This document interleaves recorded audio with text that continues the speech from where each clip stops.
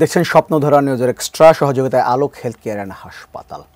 গত কিছুদিন ধরেই গত দুদিন ধরে আলোচনায় 7 কলেজ, ঢাকা বিশ্ববিদ্যালয়ের অন্তর্ভুক্ত বা অধীনে যে 7টি কলেজ ছিল ঢাকায় সেই 7টি কলেজ শিক্ষার্থীরা নানা ধরনের আন্দোলন করেছেন, রাস্তায় আমরা মারপিটও দেখেছি। সব কিছু মিলে একটা উত্তপ্ত পরিস্থিতিতে সিদ্ধান্ত হয়েছে যে এই 7টি কলেজ আর ঢাকা বিশ্ববিদ্যালয়ের অধিভুক্ত থাকছে না, তারা পৃথকভাবে আলাদা স্বতন্ত্র প্রতিষ্ঠান হিসেবে এখন কাজ করবে। আরেকটি আলোচনা আসছে এই 7টি কলেজ নিয়ে একটি বিশ্ববিদ্যালয় গঠন করা হবে, এমন একটি বিষয় নিয়ে আলোচনা হচ্ছে। কিভাবে বিশ্ববিদ্যালয় হতে পারে, এই 7 কলেজের শিক্ষার্থী যারা আছে, টিচার যারা আছে, তাদের আসলে ভবিষ্যৎটা কীভাবে আমরা এই সমাধান করা যায়, এই সমস্যাটা একটা সমাধান করা যায়, এটি নিয়ে আলোচনা হচ্ছে। আমরা আলোচনার বিষয়বস্তু দিয়েছি এমন একটি বিষয় নিয়ে, 7 কলেজের সমস্যা সমাধান কোন পথে। দুজন আলোচক আছেন আমাদের সঙ্গে, পরিচিত হয়ে নেই।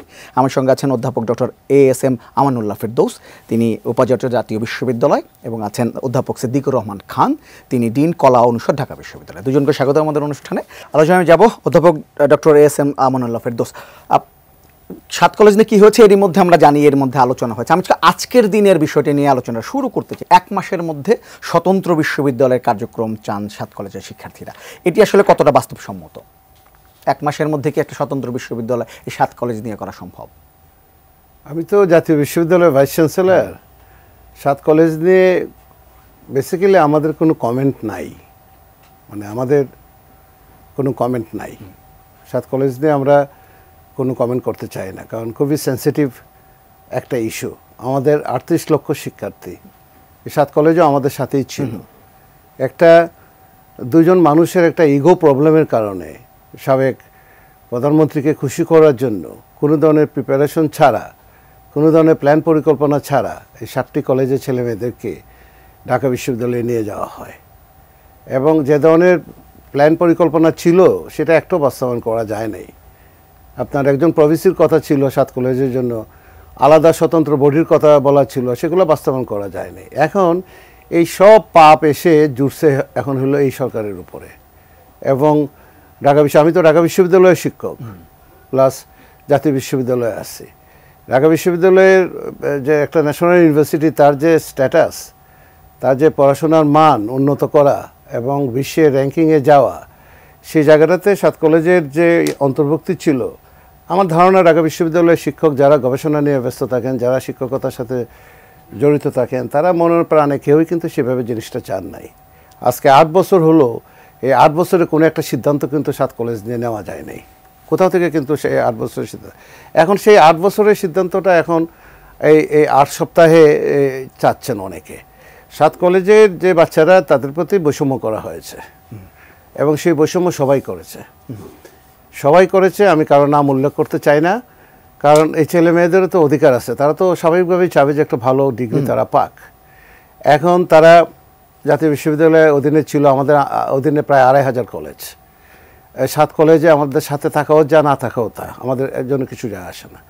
যেহেতু 7টা কলেজ একটা আলাদা একটা বডি তারা চাচ্ছিল, এটা নিয়ে আরও আগেই কিন্তু একটা সমাধান করা যেত, কিন্তু সেটাকে লিঙ্গার করা হয়েছে এবং ছেলেমেয়েদেরকে বৈষম্য করা হয়েছে।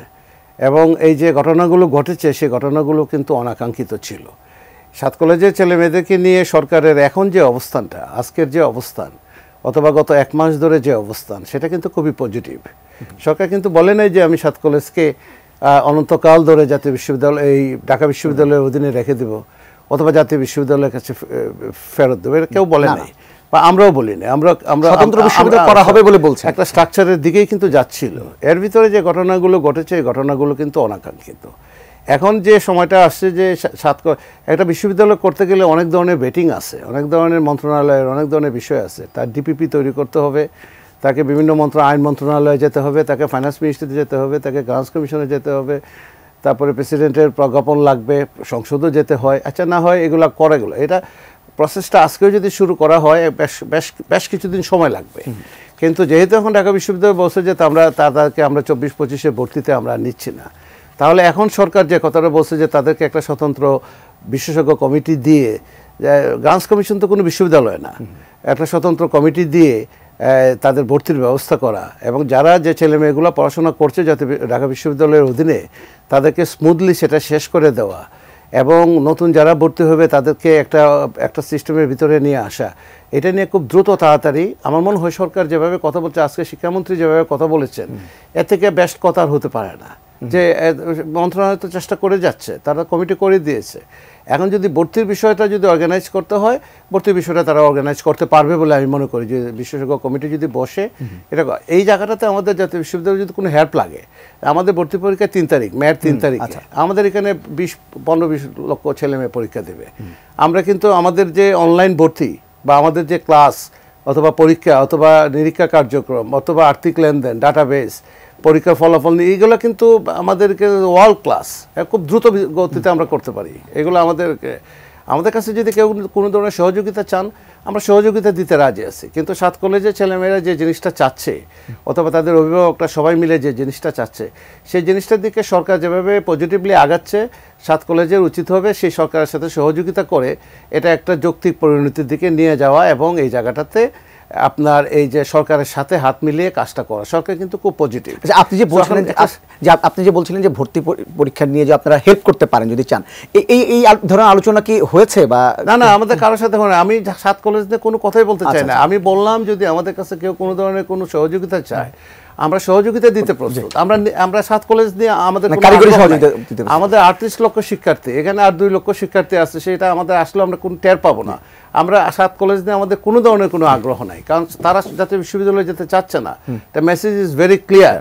যদি যেতে চাইতে তো সেটা আলাদা ব্যাপার, আমরা যা করতে হয় সেটাই আমরা আলাদা করতে পারবো, কিন্তু তারা যেতে চাচ্ছে না।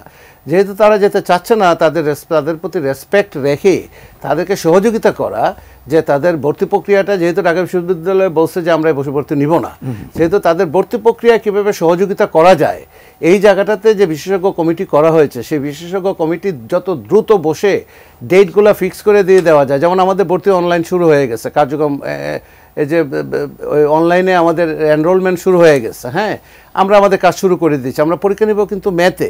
তাহলে জাতীয় বিশ্ববিদ্যালয়ের আন্ডারে যদি পরীক্ষাটা আমরা মেতে নিই, আমরা কিন্তু জানুয়ারিতে কার্যক্রম শুরু করেছি, আমাদের ভর্তি পরীক্ষা চালু করেছি। জাতীয় বিশ্ববিদ্যালয়ে কিন্তু ভর্তি পরীক্ষা ছিল না, আমরা ভর্তি পরীক্ষা শুরু করেছি, অনেক আগে ছিল। তা এখন যদি আপনার 7 কলেজের ভর্তি পরীক্ষা শুরু করতে হয়, তাহলে এখনই কিন্তু কার্যক্রম শুরু করতে হবে। একবার যদি ভর্তি পরীক্ষা কার্যক্রমটা শুরু করে দেওয়া যায় একটা বডির মাধ্যমে, একটা ইন্ডিপেন্ডেন্ট বডির মাধ্যমে যদি শুরু করে দেওয়া যায়, তাহলে আস্তে আস্তে আন্দোলনটা এমনিতেই স্তীমিত হয়ে আসবে এবং ছেলেমেয়েরা ক্লাসমুখী হবে।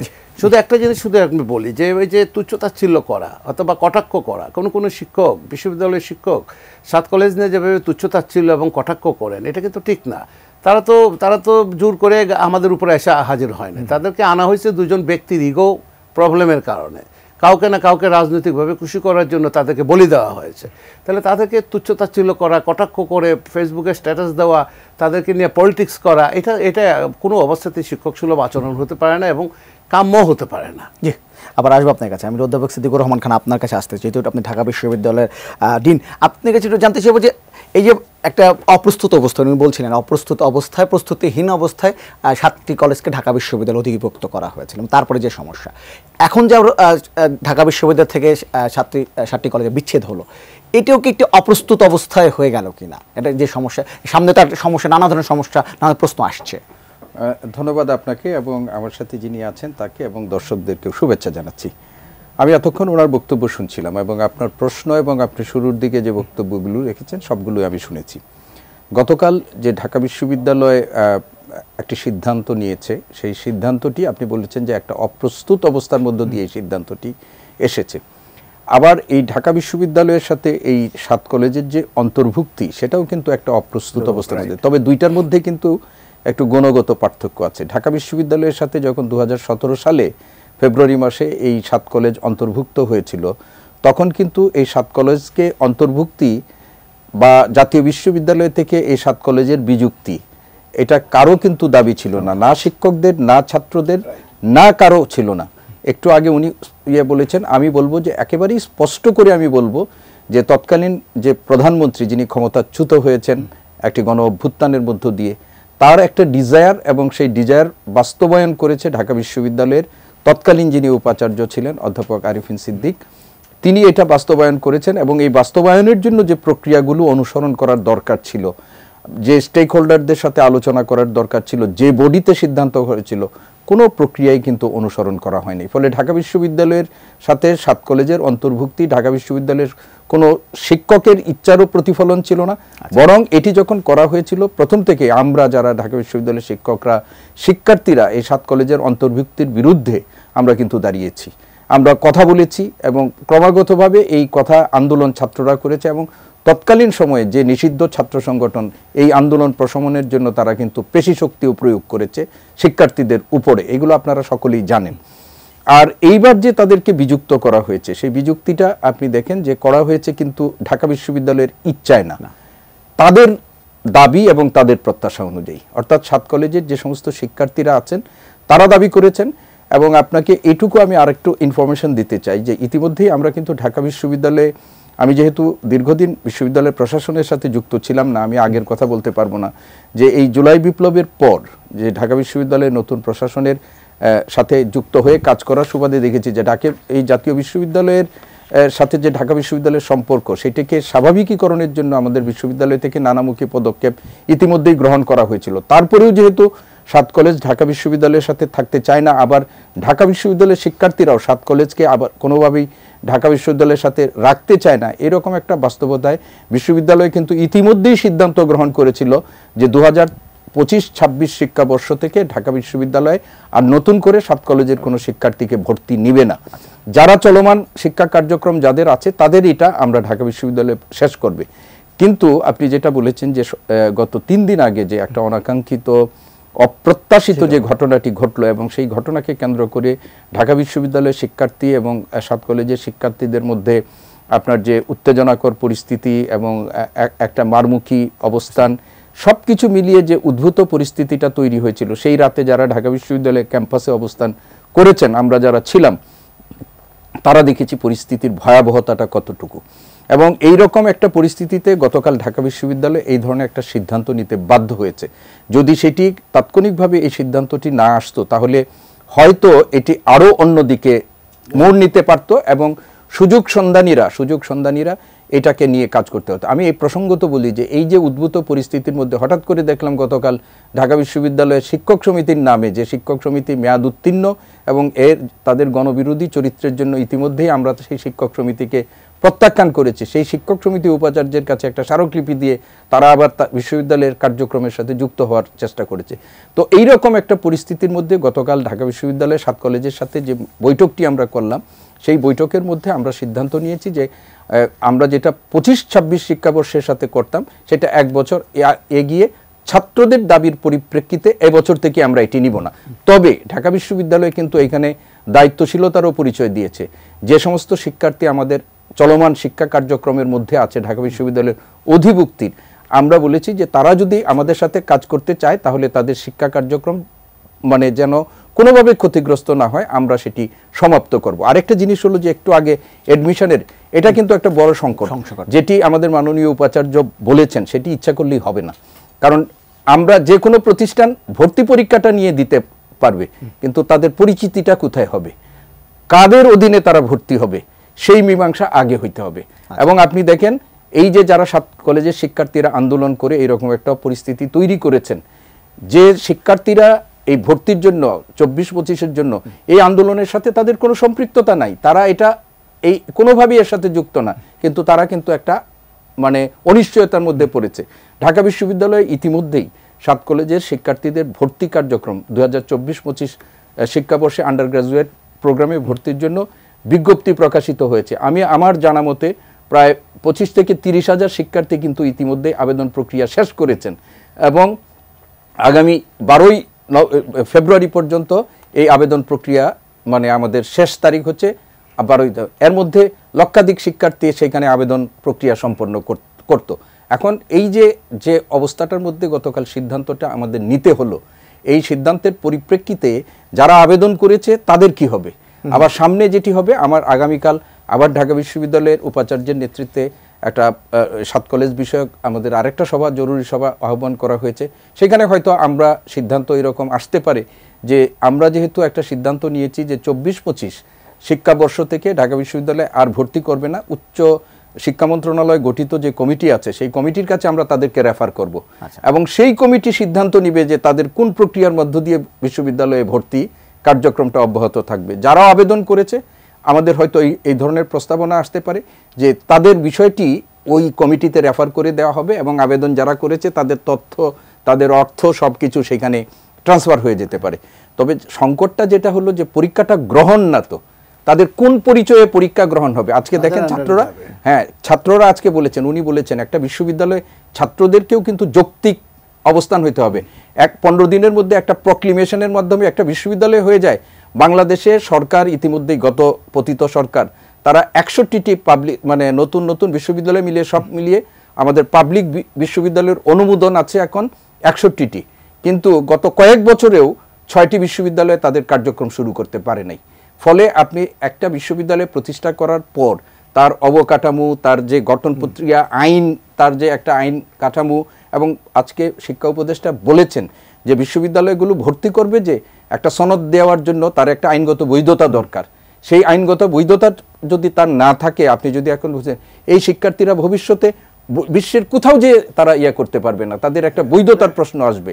ফলে আজকে এই সংকট যেটা তৈরি করা হয়েছে, আমাদের শিক্ষার্থীরা বুঝে হোক না বুঝে হোক, আবেগে হোক আর এখন যেটাই হোক, যে জায়গায় নিয়েছে এটা আমরা বলবো যে আমাদের সকলেরই দায় আছে। 8 বছরে আমরা এটা মীমাংসা করতে পারিনি। কেন মীমাংসা করতে পারিনি? যে সরকার এটা আমাদের উপর চাপিয়ে দিয়েছেন সেই সরকার কোনোভাবেই চান নাই যে এটাকে আবার কোনো রকমের সংস্কার করা হোক। একটা নতুন ব্যবস্থায় আজকে সরকার উদ্যোগ নিয়েছে। আমরা মনে করি যে আমাদের, আমি একজন শিক্ষক, উনি একজন শিক্ষক, এবং প্রত্যেক মানুষই চায় যে আমাদের এই শিক্ষার্থীরা যেন কোনো রকমের অনিশ্চয়তার মধ্যে না পড়ে। আমি অধ্যাপক ডক্টর এস.এম. আমানুল হক আপনার কাছে একটু সমাধান জানতে চাইবো। আজকে শিক্ষা উপদেষ্টা বলছিলেন যে এমন একটা পরিস্থিতি হঠাৎ করে বিপদেই পড়ে গেছে মানে সরকার, তো আপনার কাছে কোনো সমাধানের কোনো পথ আছে কিনা? না, আমি ধরেন এটা তো আপনার রেডিমেড কোনো সমাধান সেভাবে নাই, রেডিমেড সমাধান নাই। এটা কমিটি যেটা আছে, বিশেষজ্ঞ কমিটি, সে কমিটির পরিধিটা একটু বাড়াতে হবে। যারা বিভিন্ন ধরনের ভর্তি কার্যক্রম সরাসরি জড়িত, যারা কাজ করেন ভর্তি কার্যক্রম নিয়ে, তাদেরকে সেটার সাথে ইনভলভ করতে হবে। আর যে কলেজগুলোর কথা বলছি, সেই কলেজগুলো কিন্তু অনেক সক্ষম, কথাটা মনে রাখতে হবে। আপনার ঢাকা কলেজ বলেন বা ওই যে বাংলা কলেজ বলেন, যাই বলেন, কলেজগুলো কিন্তু তিতুমির বলেন, তাই সেই কলেজগুলোর কিন্তু সক্ষমতা আছে। তাদের শিক্ষকের সংখ্যা কিন্তু কম নয়। তাদের যে অনলাইন ভর্তি প্রক্রিয়া বা বিভিন্ন ধরনের অনলাইনের যে ম্যানেজমেন্ট, সেটা কিন্তু যথেষ্ট সক্ষমতার পরিচয়। তারা তো মাত্র 7 বছর আগে আসছে জাতীয় বিশ্ববিদ্যালয় থেকে। তারা কিন্তু জাতীয় বিশ্ববিদ্যালয়ে পাঠ ছিল বহুদিন থেকে, 1992 সাল থেকে। তাদের সেই ধরনের সিস্টেম কিন্তু তাদের ভিতরে ডেভেলপ করেছে, তারাও কিন্তু পারবে। তাদেরকে যদি বলা হয় যে ভর্তি পরীক্ষা তারা নেওয়ার জন্য, তারাও পারবে। তারা যদি ভর্তি পরীক্ষাটা তারা নিজেরাই নেয় মিলে, তাহলে গুচ্ছভাবে যদি তারা ভর্তিটা তারা নিজেরা গুচ্ছভাবে যদি তারা নিতে চায়, গুচ্ছভাবে নিতে পারে, অথবা আলাদা আলাদা করে যদি কলেজ ভিত্তিক যদি ভর্তি করতে চায় তারা করতে পারে। অথরিটিটা কে হবে, সার্টিফিকেটটা কে দেবে, কার আন্ডারে ভর্তি হবে, সেই জায়গাটাতে একটা কাজ আছে, যা সেটা মন্ত্রণালয়ে বসে বিশেষজ্ঞ কমিটি এবং মন্ত্রণালয়, অনেক সময় তো জরুরি ভিত্তিতে আমরা অনেক কাজ করি, তো ওই জায়গাটাতে বসে মন্ত্রণালয় যদি একটা সিদ্ধান্ত নেয় যে যারা ভর্তি হচ্ছে তারা ওই অথরিটির আন্ডারে তারা ডিগ্রি পাবে, অথবা ওই স্ট্রাকচারের ভিতরে ডিগ্রি পাবে, বা কোনো একটা বিশ্ববিদ্যালয় যদি করতে হয় তাদেরকে নিয়ে, সেটার জন্য লম্বা সময় না নিয়ে, বা কোনো একটা অথরিটি যদি করতে হয় সেটার জন্য একটা লম্বা সময় না নিয়ে তাড়াতাড়ি দ্রুত একটা সিদ্ধান্ত নিতে হবে। কারণ একটা জিনিস মনে রাখতে হবে, এই যে 7 কলেজের ছেলেমেয়েরা, এই 7 কলেজের ছেলেমেয়েরা কিন্তু বৈষম্য বিরোধী আন্দোলনের একদম ফ্রন্ট লাইনে ছিল, কথাটা মনে রাখতে হবে। একটা গোষ্ঠী কিন্তু এখানে সাংঘাতিক রকমভাবে ভিতরে কাজ করতেছে। কোনোভাবে ঢাকা বিশ্ববিদ্যালয়কে মেলাইন করা যায় কিনা, ঢাকা বিশ্ববিদ্যালয়ের সাথে একটু মারামারি শুরু করে দেওয়া যায় কিনা, বা অন্য কারোর সাথে একটু মারামারি শুরু করে দেওয়া যায় কিনা, এখন এখানে বিভিন্ন ধরনের ফোর্স কাজ করতেছে। সো আমার একটা কথা হলো, যদি ভর্তি নিতে হয়, যদি তারা, আমি বলবো যে ঢাকা বিশ্ববিদ্যালয়ে ভর্তি প্রক্রিয়াটা শেষ করে দেখ আমাকে যদি বলেন, কিন্তু তাও যদি না হয় তাহলে কলেজগুলো কিন্তু সক্ষম। আপনি কলেজগুলোতে যান, তাদের যে সমস্ত সিস্টেম সেগুলো কিন্তু কম্পিউটারাইজড, এটা বাহির থেকে কিন্তু বোঝা যায় না। ভিতরে এক একটা কলেজ কিন্তু অনেক সক্ষমতার পরিচয় আছে। আমি কালকে মিরপুরে ঢাকা কমার্স কলেজে গিয়েছিলাম, আপনি চিন্তা করতে পারবেন না তাদের রিসোর্স কী পরিমাণ। এরকম প্রায় সবগুলো কলেজে, ঢাকা শহরে বড় বড় কলেজগুলোতে তাদের সক্ষমতা আছে, তারা নিতে পারে। ভর্তিটা তারা করতে পারে, তারা নিজেরা একটা কোঅর্ডিনেশন কমিটি করে তারা ভর্তি প্রক্রিয়াটা শেষ করতে পারে। কার আন্ডারে ডিগ্রিটা কে দিবে সেটা আপনি 15 দিন 1 মাস সময় নিয়ে একটা কমিটি করে সেটা একটা সিদ্ধান্ত নিয়ে জরুরি ভিত্তিতে কোনো একটা প্রজ্ঞাপন করে সেটা কোনো অনেক সময় তো আমরা অনেক সময় করি না যে তা তো না, করা যেতে পারে, কিন্তু ষড়যন্ত্রটা সম্পর্কে আমাদেরকে সতর্ক থাকতে হবে যে একটা গ্রুপ চাচ্ছে এখানে মন্ত্রণালয়কে মেলাইন করা, ঢাকা বিশ্ববিদ্যালয়কে মেলাইন করা। আমরা দূরে আসি জাতীয় বিশ্ববিদ্যালয়ে, আমরা কোনো কমেন্ট করতে চাই না, কোনো কিছুতে চাই না। হ্যাঁ, আমাদের এখানে পার্ট নাই, তবে আমরা যদি কোনো হেল্প করতে হয় সরকারকে অথবা ঢাকা বিশ্ববিদ্যালয় এদেরকে যদি করতে হয়, we are ready to do it. অধ্যাপক সিদ্দিকুর রহমান খান উনি যেমন বলছিলেন যে ঢাকা বিশ্ববিদ্যালয় চাইলে ভর্তি প্রক্রিয়াটা অন্তত শেষ করে দিতে পারে, এটা কি মানে কেন দিচ্ছেন না? দেখুন, ঢাকা বিশ্ববিদ্যালয় কিন্তু একটু স্বপ্রণোদিত হয়ে করেনি, তারা আন্ডার ডিউরেস একটা পরিস্থিতির মধ্যে হয়েছে। আমি বলেছি যে ঢাকা বিশ্ববিদ্যালয় ক্যাম্পাসে যারা সেদিন ছিল তারা পরিস্থিতির ভয়াবহতাটা উপলব্ধি করতে পারবেন যে কী ধরনের মুখোমুখি অবস্থানে তারা দাঁড়িয়েছিল। এবং আপনি গতকাল 7 কলেজের যে আমরা যখন সিদ্ধান্ত গ্রহণ প্রক্রিয়ার মধ্যে আমরা যখন ছিলাম, মিটিংয়ে যখন আমরা ছিলাম, জরুরি মিটিংয়ে, এবং 7 কলেজের সম্মানিত অধ্যক্ষবৃন্দ সেখানে ছিল, সেইখানেই কিন্তু আমাদের কাছে সাংবাদিকদের মাধ্যমে 7 কলেজের শিক্ষার্থীদের সংবাদ সম্মেলনের তাদের যে দাবিগুলো সেই দাবিগুলো সেইখানে কিন্তু উপস্থাপন করা হয়েছে এবং আমাদেরকে এটা এই মিটিংয়ে ভিজুয়ালি এটা দেখানো হয়েছে যে তো সেখানে তারা যে দাবিগুলো দিয়েছিল এই দাবিগুলোর মধ্যে একটা হলো যে কোনোভাবেই এই বছর থেকেই ঢাকা বিশ্ববিদ্যালয়ের আন্ডারে কোনো শিক্ষার্থীকে ভর্তি করা যাবে না। আমি একটু আগে আপনাকে বলেছি যে ঢাকা বিশ্ববিদ্যালয় সিদ্ধান্ত নিয়েছিল যে আগামী শিক্ষাবর্ষ থেকে আর তাদেরকে ভর্তি করা হবে না, কিন্তু এই রকম একটা পরিস্থিতি এবং 4 ঘন্টার আলটিমেটাম, 24 ঘন্টার আলটিমেটাম, সেইটার মধ্য দিয়ে এই কমিটিতেই বসেই আমাদের একটা সিদ্ধান্ত নিতে হয়েছে যে এই ধরনের পরিস্থিতি যদি আমরা একটা সিদ্ধান্ত বা আমাদের পক্ষ থেকে যদি কোনো ঘোষণা না যায় তাহলে পরিস্থিতিটা এমন হতে পারে যেটি সরকারের জন্য আরো বড় বিব্রতকর বা চাপ, ঢাকা বিশ্ববিদ্যালয়ের জন্য তো অবশ্যই, সরকারের জন্য সেটা অনেক বড় রকমের সংকট তৈরি করতে পারে। আমি তো একজন শিক্ষক এবং ঢাকা বিশ্ববিদ্যালয়ে যারা আছেন সবাই শিক্ষক, 7 কলেজে আছেন তারা শিক্ষক। একজন শিক্ষক হিসেবে আমরা চাই যে এই যে বিপুল সংখ্যক শিক্ষার্থী তাদের শিক্ষা জীবন যেন কোনোভাবে বাধাগ্রস্ত না হয়। এখন এই যে সংকটের মধ্য থেকে আমরা তৈরি করেছি, যেভাবেই হোক তৈরি হয়েছে, এই সংকটের সমাধান এবং একটা উপায় অবলম্বন করতে হবে। এই উপায়টা উদ্ভাবনের জন্য বিশ্ববিদ্যালয়গুলোর শিক্ষকদের যেরকম ভূমিকা আছে, আন্দোলনরত শিক্ষার্থীরও যৌক্তিক একটা অবস্থান তাদের গ্রহণ করতে হবে। এবং কেননা এটার সাথে শুধুমাত্র তাদের না, তাদের যে উত্তর প্রজন্ম যারা এই যে এখন বড় সংকটে পড়েছে, যারা বিশ্ববিদ্যালয়ে ভর্তি হতে যাচ্ছে, তো এইটার সাথে সরকারকেও সহযোগিতা, এবং এটার আমার যতটুকু জানি যে সরকার এখন হাইয়েস্ট কনসার্ন এই ব্যাপারে, একদম হাইয়েস্ট কনসার্ন, এবং স্টেক হোল্ডারদের সাথে, শিক্ষার্থী আন্দোলনকারীদের সাথে যদি সরকারের পক্ষ থেকে এবং অন্যান্য যে সমস্ত কর্তৃপক্ষ আছে তাদের যদি একটা আলোচনা হয়, আমার ধারণা এটা থেকে একটা উত্তরণের পথ। দুজন দর্শক আছে, একটু ফোনটা নিয়ে নিই। হ্যালো হ্যালো, আসসালামু আলাইকুম। ওয়ালাইকুম আসসালাম, আপনি নামটি বলে প্রশ্নটি করুন। জি, আমি ঝর্ণা বলছিলাম গাজীপুর থেকে। জি ঝর্ণা, বলেন। আমার প্রশ্নটা হলো যে যেখান থেকে পাচ্ছে সেখান থেকে আন্দোলন করতেছে, সরকারকে চাপে ফেলে আলটিমেটাম দিয়ে, এই যে এইভাবে যেমন স্কুল কলেজের ইউনিভার্সিটির ছেলেরা তারা আলটিমেটাম দিতেছে তাদের শিক্ষা ব্যবস্থাকে ঠিক রাখার জন্য, ওদিক থেকে রেলওয়ে থেকে আলটিমেটাম দিতেছে, মাদ্রাসার শিক্ষক আলটিমেটাম দিতেছে, খুলনা থেকে মানে তেল সাপ্লাই দিচ্ছে না, লরি ট্যাঙ্কার আলটিমেটাম দিতেছে। বাংলাদেশে কি এই সংস্কৃতি হয়ে গেল নাকি আলটিমেটাম দেওয়া? আর ইউনিভার্সিটির ছেলেরা তারা পড়ালেখা করবে কবে? তারা যেভাবে তারা আলটিমেটাম দিয়ে আন্দোলনে আছে, সব সময় তাদেরকে আলটিমেটামই দেখতেছি। আপনার প্রশ্ন বুঝতে পেরেছেন নিশ্চয়ই, আমরা উত্তর করব। আরেকজন আছে, মনে আরেকজন আছে। হ্যালো, আসসালামু আলাইকুম। ওয়ালাইকুম সালাম, আপনার নামটি বলে প্রশ্নটি করুন। আমি আলামিন, রংপুর মিঠাপুকুর থেকে। জি আলামিন, বলেন। আমার প্রশ্ন হচ্ছে, এই 7 কলেজের গৌরব, ইতিহাস, ঐতিহ্য অনেক পুরনো, এবং এই 7 কলেজ সঙ্গে সঙ্গে এই 7 কলেজের যে সংকটটাও অনেক পুরনো।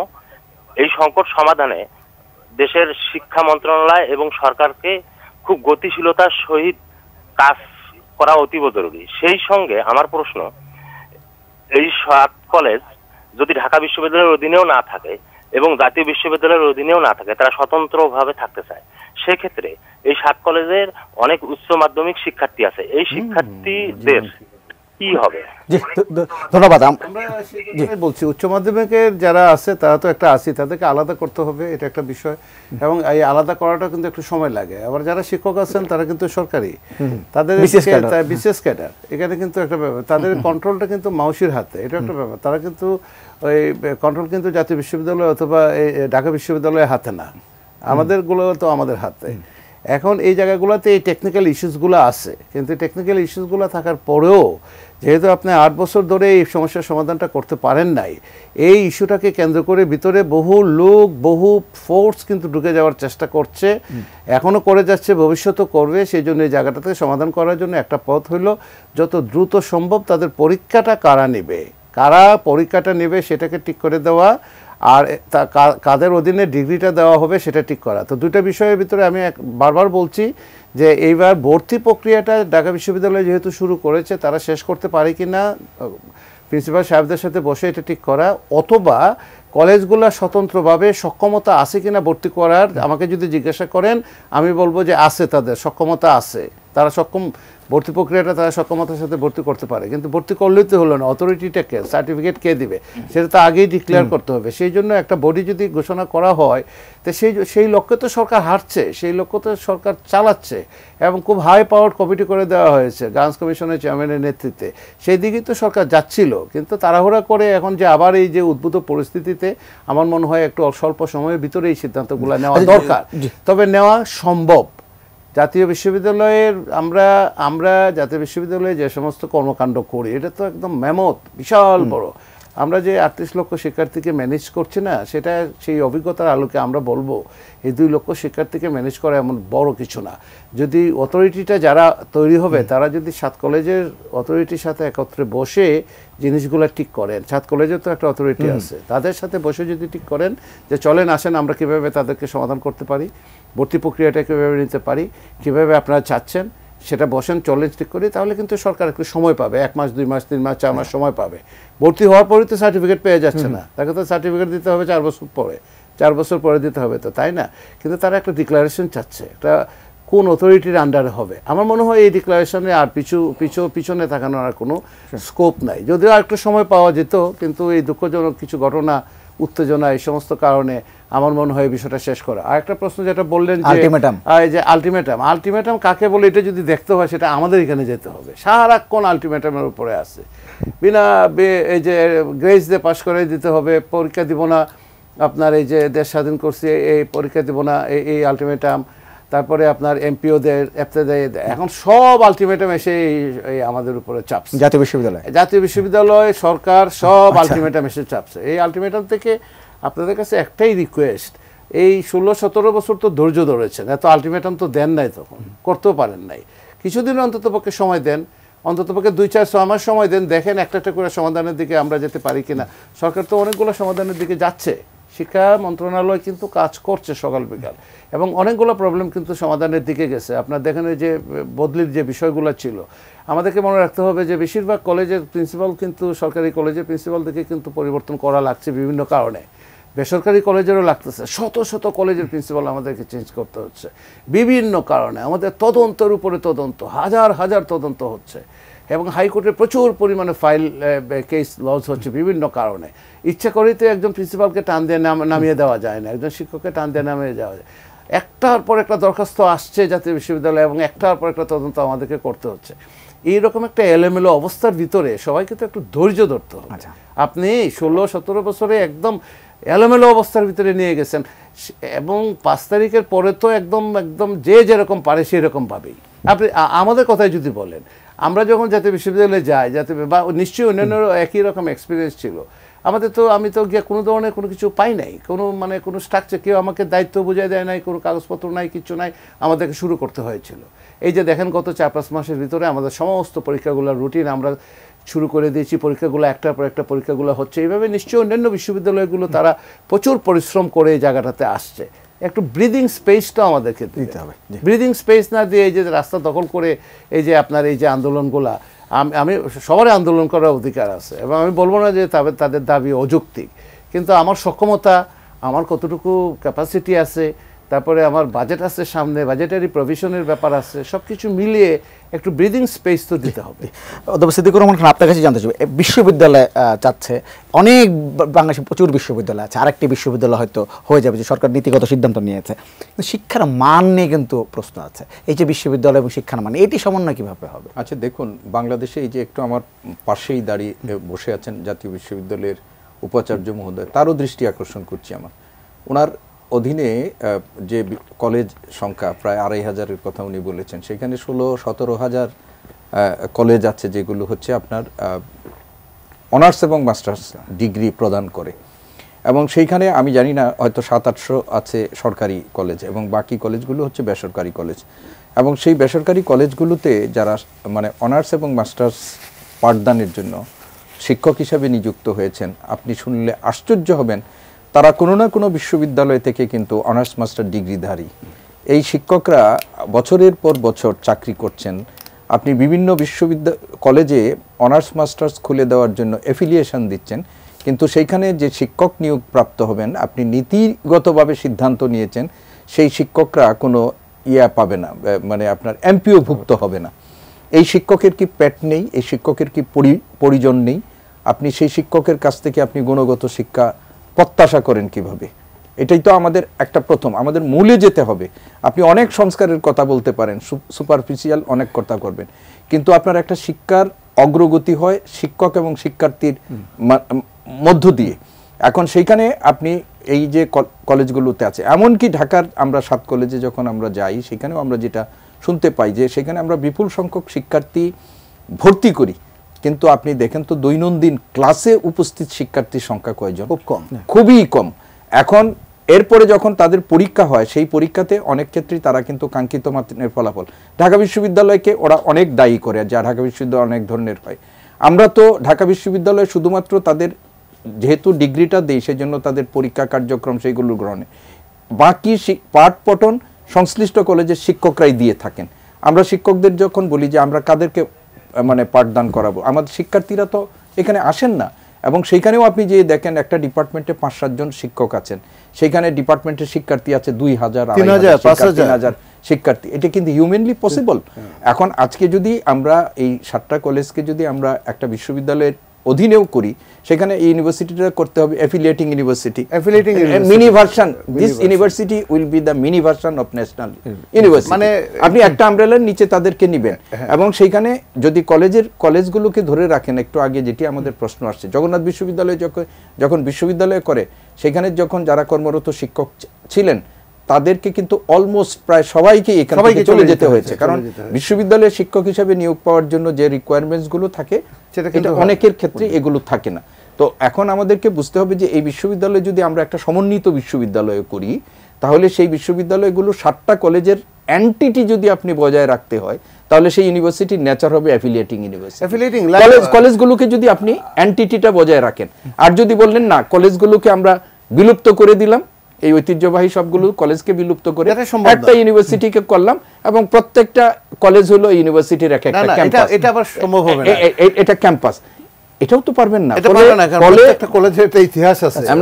ফলে আমাদের সামনে যে আমরা যত কথাই বলি যে একটা ডিক্লারেশনের মাধ্যমে করে ফেলবো, আমরা চ্যালেঞ্জ আমাদের অনেক আছে, কিন্তু এই চ্যালেঞ্জের কথা বিবেচনা করে আমাদের হাত পা গুটিয়ে তো বসে থাকলে চলবে না। একদম শেষ সময় চলে এসেছি, ১.৫ মিনিট করে সময় দিতে পারবো। অধ্যাপক doctor S M Amanullah Ferdous, বিশ্ববিদ্যালয় যখন তৈরি হয় তখন কিন্তু এটা অ্যাফিলিয়েটিং ইউনিভার্সিটি করার কথা না। 1992-র আগে, জাতীয় বিশ্ববিদ্যালয় প্রতিষ্ঠার আগে, সেটা কিন্তু বরিশাল বিভাগ এবং ঢাকার সমস্ত কলেজগুলোতে দেখা গেলো যে অ্যাফিলিয়েটিং ইউনিভার্সিটি ছিল। ঢাকা ইউনিভার্সিটি কিন্তু রেসিডেন্সিয়াল ইউনিভার্সিটি, তার যে নেচারটা নষ্ট হয়েছে, সেই জায়গাটার থেকে বের হয়ে এসে যত দ্রুত সম্ভব এই সমস্যার সমাধান করা এবং ঢাকা বিশ্ববিদ্যালয় অথরিটি সবাইকে সহযোগিতা করা, যেহেতু তাদের কাছে সমস্ত ডাটা এবং সব কিছু আছে, সহযোগিতা করা তাদের এই আলাদা করার বিষয়টাতে। আর ২ নম্বর যে কথাটা বলছেন আপনি, যে আমাদের শিক্ষার গুণগত মান, কারিকুলাম বলেন, মনিটরিং বলেন, কলেজগুলোর মনিটরিং বলেন, এগুলো খুবই ভয়াবহ অবস্থা। এই কারিকুলাম দিয়ে, সে পাবলিক ইউনিভার্সিটি হোক আর জাতীয় বিশ্ববিদ্যালয় তো 70% হায়ার এডুকেশন কন্ট্রোল করে এদেশের।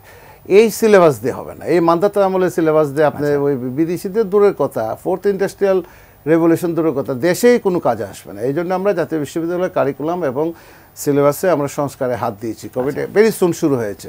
কলেজগুলোতে মনিটরিংয়ে যাচ্ছি আমরা এবং কলেজগুলোতে অডিটিংও যাচ্ছি। কলেজগুলোকে পলিটিক্যালি নষ্ট করে দেওয়া হয়েছে।